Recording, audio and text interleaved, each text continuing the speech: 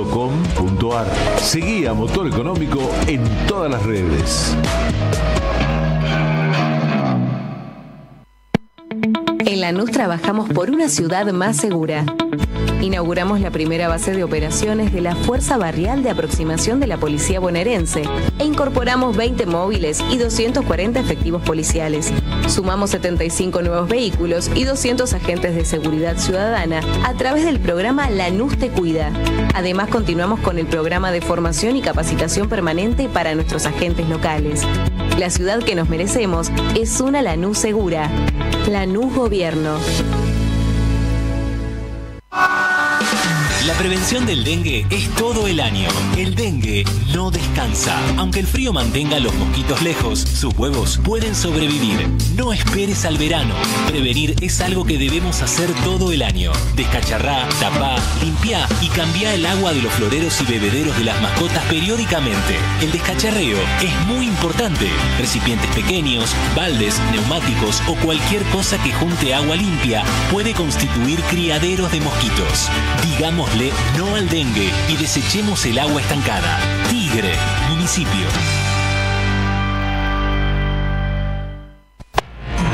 Siempre soy Daniel Toniti en la mañana de la radio.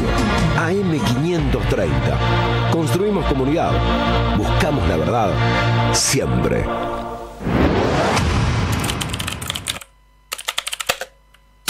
Hay una democracia o hay una democracia. El presidente llegará hasta donde el pueblo diga, no importa mi vida, hasta donde el pueblo diga.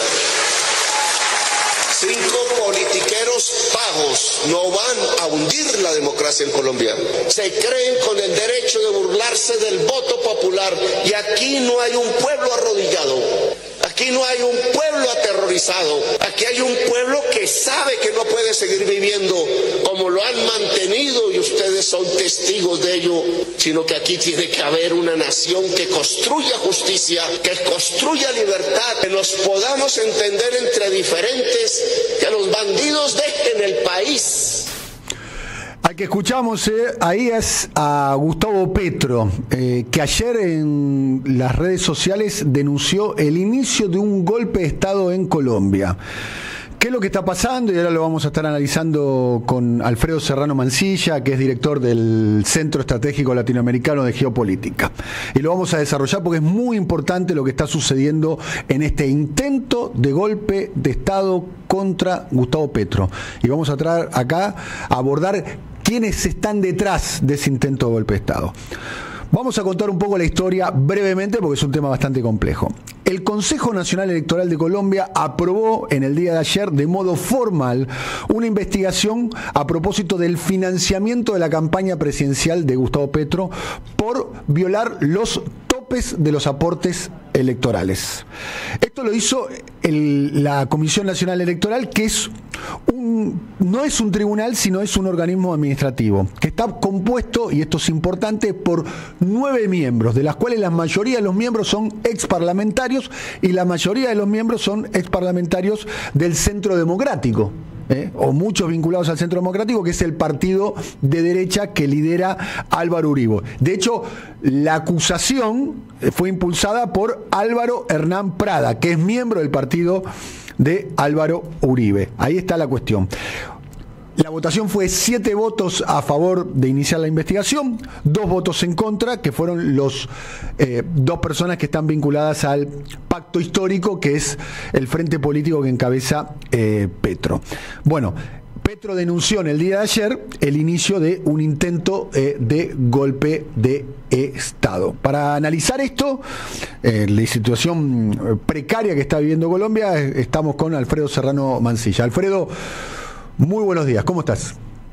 ¿Qué tal, Dani? ¿Cómo estás? ¿Cómo va todo? Preocupado, muy preocupado. Bueno, fuerte la denuncia de Petro, ¿no? El inicio de un intento de golpe de Estado. ¿Quiénes están detrás de esto?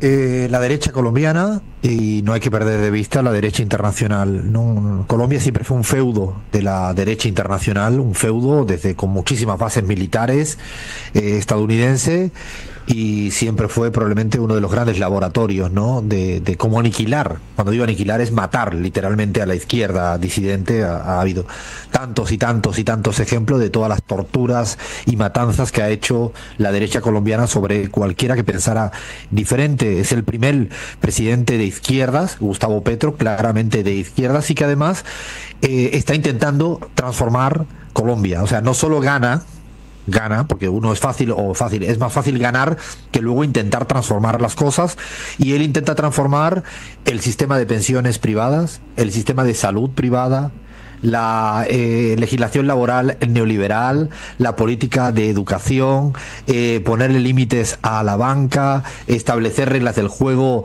en materia de políticas sociales diferentes. Todo esto lo está intentando llevar a cabo en un periodo de 2 años y pocos meses. Y lo importante, como tú bien dices, se le ha intentado parar con el anterior fiscal Barbosa. El fiscal anterior ya termina su periodo, y es curioso que termina el periodo del fiscal Barbosa, que venía intentando llevarlo a un juicio a través de la vía de la corrupción, cosa que no logró porque no había nada que lo acreditara. Se va el fiscal general Barbosa, opositor a Petro, y buscan esta artimaña que, como tú bien has explicado, el Consejo Nacional Electoral se extralimita, porque lo que hace es usurpar competencias penales cuando tiene competencias administrativas. ¿Por qué necesitaba competencias penales? Porque era la única manera de que, a partir de una denuncia penal, insisto, extralimitándose de sus competencias al Consejo Nacional Electoral, los podía llevar a la Comisión de Investigación y Acusación de la Cámara de Representantes, el Congreso, dicho de una manera más simple para la gente que nos escucha dando afuera inicio de Colombia. a un posible juicio político y una eventual destitución.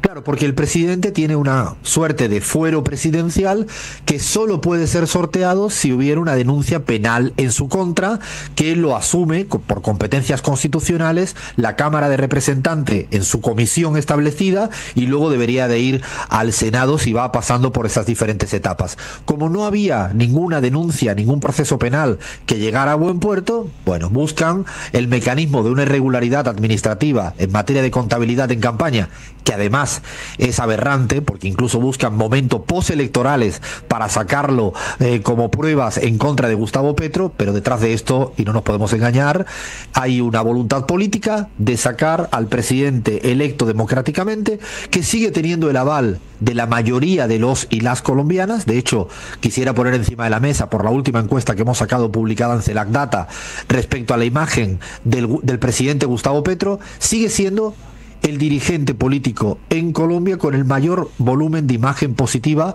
a diferencia de cualquier otro opositor. Es decir, sigue siendo la centralidad política con mayor imagen positiva. Vayamos a ese punto, casualmente. Ahí estamos viendo la encuesta de CELAC, la encuesta de CELAC publicada, tengo entendido, en el día de ayer. Imagen positiva de Gustavo Petro, 38.2% de los votos. Tiene una imagen negativa alta, vale decir, como el resto de la clase política dirigente en Colombia. Casi podemos decir que es una marca de época, ¿no? Que los dirigentes políticos tienen más imagen negativa que imagen positiva, pero aún así vale destacar que Petro es el dirigente político de alcance nacional con mayor imagen positiva. Tal cual. De hecho, si lo comparamos con Uribe, que sería el factor siempre desestabilizante de la derecha colombiana, tiene una imagen negativa muchísimo más alta que Petro. Si miramos el poder mediático hoy encarnado en Vicky Dávila, directora de una revista como Semana Uribista, que además se ha coqueteado con la posibilidad de ser candidata presidencial, también tiene una imagen negativa muchísimo más mayor que Gustavo Petro. María Fernanda Cabal, podemos seguir dando cualquier tipo de nombre, o incluso cuando valoramos la labor del Congreso o la labor de la oposición política, también la imagen negativa es muy por encima de Gustavo Petro. Y yo creo que esto es lo relevante. Saben que no lo han podido sacar con los votos, no lo han podido sacar con las marchas y protestas, no lo pudo sacar el fiscal Barbosa, y ahora buscan esta última artillería pesada, que es eso que tú planteabas, el juicio político, insisto, partiendo de un requisito irregular, que es usurpando competencias que no le toca al Consejo Nacional Electoral. Me recuerda, como tú bien planteas, a lo que hicieron contra Dilma Rousseff, que tú bien conoces, con un tema de incluso de manejo de cifras presupuestarias, el pedaleo de aquel momento, ¿no? Un tema menor, ¿no?, que se dispara con el inicio de un impeachment, como el caso de Brasil, en este caso la posible destitución de Petro. Pero hay un elemento central a tener en cuenta, Alfredo, en esto. Al momento que se lleva adelante el juicio político en contra de Dilma Rousseff, que es sustituido, primero que es un golpe interno, porque el que asume es su vicepresidente, Michel Temer, pero los niveles de aceptación que tenía a ese momento Dilma Rousseff eran de 8, 10 puntos de aceptación. En este caso estamos hablando de Gustavo Petro, que tiene casi 38, 39 puntos de aceptación. De hecho, las encuestadoras más ideológicamente de derecha, si le quieres llamar así, Inbamer y Guarumo, que son publicadas hace poco, le siguen dando 30-31 puntos de imagen positiva. Más allá de la diferencia que podamos tener, efectivamente, Gustavo Petro tiene mayor volumen político, y aparte tiene una diferencia respecto al caso de Dilma Rousseff, que al menos yo le encuentro a Gustavo Petro, y es la firmeza. No solo cuando hace una locución en Naciones Unidas, que la hemos escuchado respecto a cómo resignificaba el tema del libertario a favor del 1%, sino lo hace permanentemente puertas adentro. Este discurso que habéis escuchado, de dejar claro que no va a salir de ahí salvo que el pueblo se lo pida, y que apostaría y dejaría hasta su vida, él tiene una gran firmeza, en la toma de decisión. Desde el día que simbólicamente pidió que la espada de Bolívar estuviera en la toma de posesión, y lo recordaremos todos y todas, hasta el primer día hizo una reforma tributaria, incluso ahora, fíjate qué interesante, le discutió el arco parlamentario opositor que había un déficit fiscal en el presupuesto y que eso no debe ser así. Y dijo, vale, no tengo ningún problema, lo vamos a resolver a través del impuesto indirecto a los que hacen apuestas y juegos de casino. Y entonces ya se cambió las reglas de la discusión. Es decir, es muy firme, muy claro, muy convincente, y yo creo que a día de hoy tiene un apoyo suficiente, que no es un apoyo electoral, es un apoyo político, que no es lo mismo. Bien, dificultades en la gestión. Vamos a ver otra de los resultados de la encuesta de la CELAC, es la imagen número 4. ¿Culpa del gobierno o del Congreso? Teniendo en cuenta que hay un debate político en Colombia con respecto a eso, que el Congreso pone trabas constantemente, un 46.8%, que el gobierno no sabe gestionar mejor, 43.7% de las opiniones. Alfredo. Dani, este es un aprendizaje, ¿no? De que aunque tengas una minoría en el Congreso, tú tienes que intentarlo. Y esto creo que en gobiernos pasados, en la Argentina y en otros lugares de América Latina, uno solo hace un tema de contabilidad de cuánto tengo. Bueno, tú tienes que intentarlo políticamente. Gustavo Petro se atrevió con todo, o sea, hizo una gran reforma agraria, intentó traer la paz y lo sigue intentando. Como he dicho, jubilación, salud, el tema económico, claro, con dificultades en el Congreso que le van poniendo trabas permanentemente en cada una de las reformas, que por cierto son reformas avaladas.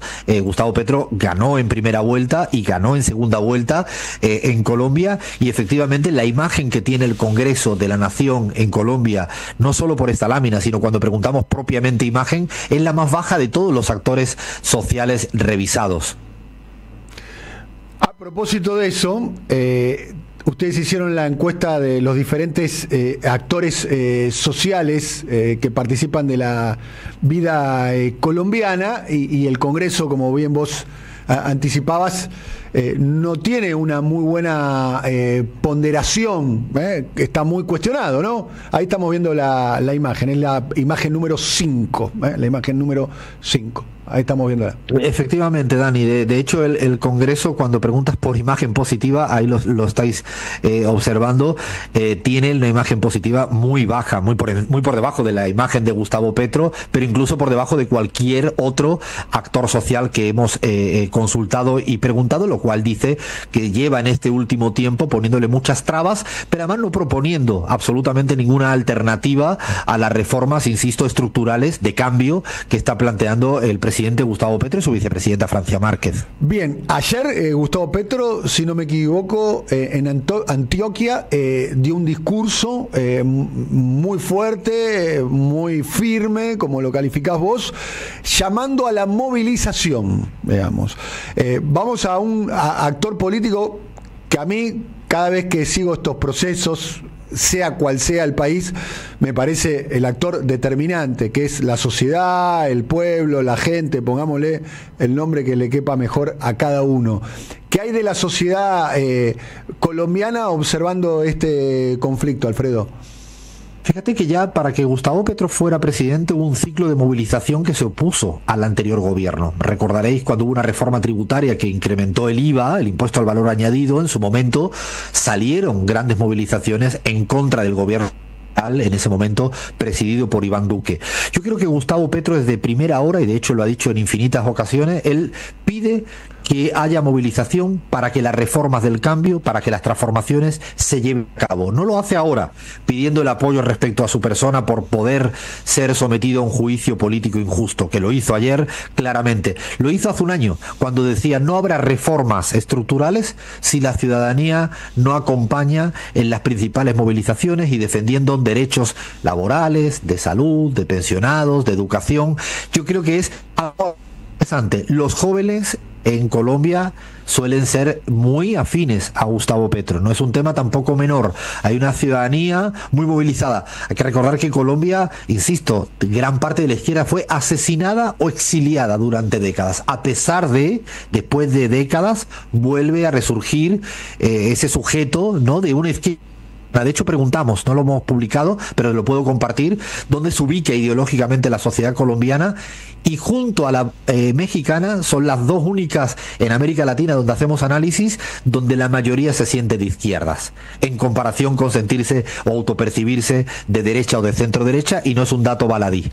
Bien, a propósito de la encuesta que hicieron ustedes en CELAC, que fue presentada en el día de ayer con respecto a intentos de golpe de Estado, es la imagen número 3. Vamos a verla para hacer un poco el análisis. Estamos hablando con Alfredo Serrano Mancilla. Vemos ahí, hay sectores que buscan un golpe para sacar del poder a Petro. 48.8% de los votos. Petro está exagerando y no hay ningún intento de golpe para sacar del poder, 39.5% de los votos. O sea, la idea de que hay un intento de golpe es una idea mayoritaria en la sociedad colombiana.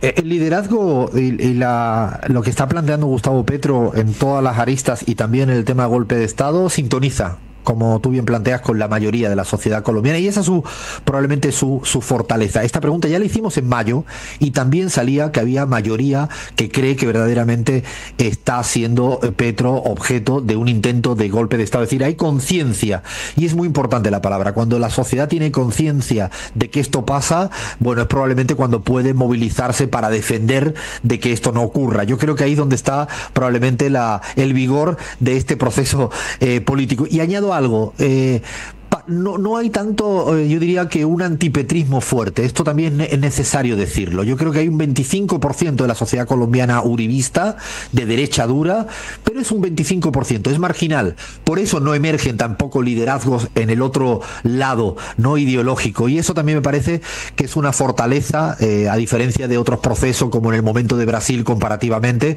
que yo creo que además del tiempo legal establecido, el volumen político que tiene, ojalá esto se quede solo, Dani, en un intento fallido de golpe de Estado. Bien, la factibilidad de que el golpe de Estado se lleve a cabo hoy es baja, pero ¿pueden cambiar las condiciones?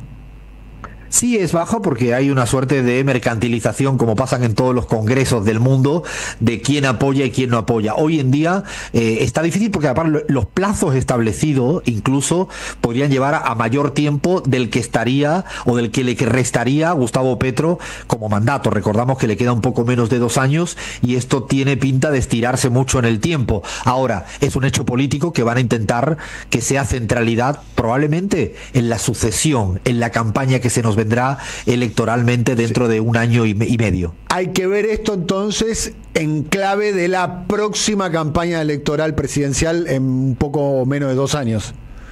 Como toda persecución judicial, ¿no, Dani? En todos los sitios buscan que sean pues un hecho, que participe en cualquier contienda electoral. Yo creo que tiene la idea de amedrentar a Gustavo para que frene algún tipo de reformas, que no creo que lo logren, y por otro lado, para que lleguen a acuerdos más amplios en las bancadas parlamentarias, porque necesitaría ese voto para que no se produzca ese juicio político, y yo estoy seguro que lo van a intentar demorar al máximo para la próxima presidencial, que estamos hablando de febrero, marzo del 26. Bien, Alfredo, te agradecemos mucho el contacto con nosotros, como siempre. Un abrazo muy grande. Abrazo fuerte, Dani. Bueno, vámonos con la imagen de la publicación de X de Petro, diciendo ni más ni menos que ha comenzado un intento de golpe de Estado. Ha comenzado el golpe de Estado. Esto lo publicó en el día de ayer a las 16:33 Gustavo Petro, y estuvimos analizando sobre esta enorme novedad política en la región con Alfredo Serrano Mancilla, director del Centro Estratégico Latinoamericano de Geopolítica, que además compartió con nosotros los últimos números de la encuesta publicada en el día de ayer, una encuesta recién publicada. Nos estamos despidiendo. Gracias Silvio Soler, muchas gracias Willy Bray en la coordinación, Ariel Pinus y Lucas Román en producción, Sanseverino Manón, Martínez Salan y Vicente Castro en redes. Muchas gracias, sobre todo en el día de hoy, a Mora Urzagasti y a Emma Sbinding, que estuvieron en la producción audiovisual y en la coordinación del streaming. Será hasta mañana a las 10 de la mañana. Que tengan un muy lindo día. Chao.